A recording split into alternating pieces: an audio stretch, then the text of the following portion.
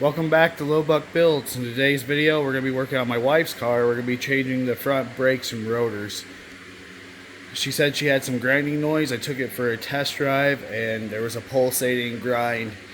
So my guess is it's a warped rotor over here on the passenger side. And it's better just to replace both of them. So typically if it's a repeating pulsating grind, it's a warped rotor. If you turn the wheel, it doesn't influence it. If it only does it when you turn, then that's typically a bearing. And if you apply the brakes, it goes away. Sometimes that's a bearing as well. So we're going to go ahead and replace both of these. These are the parts we're using. There's a link in the description. We're going to give them a shot. There's $140 for the set. And just a rotor at AutoZone's $100 a piece for this. And these are at least drilled out, so they're going to be as good or better. It's a good deal.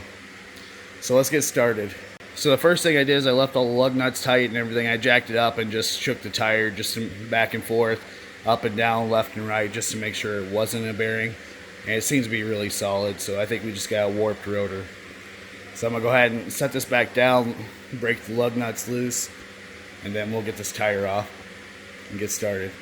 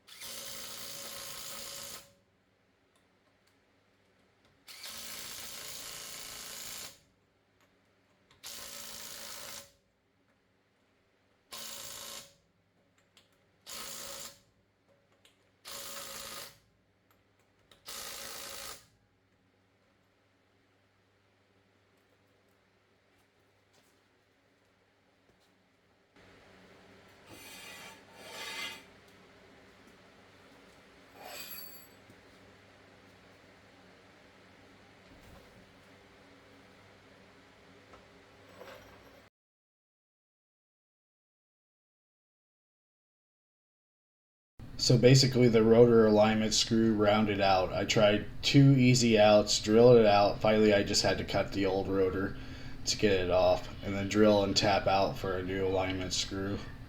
It was a pain in the butt, but we got it done. So overall I was happy with the rotors and brakes. It was a good deal at $140. They weren't too bad to install. I would recommend them if you're looking for a cheap set just to get you down the road. Thanks for watching. If this video helps you out, hit that like button and feel free to subscribe to see more videos like this. Thank you for watching.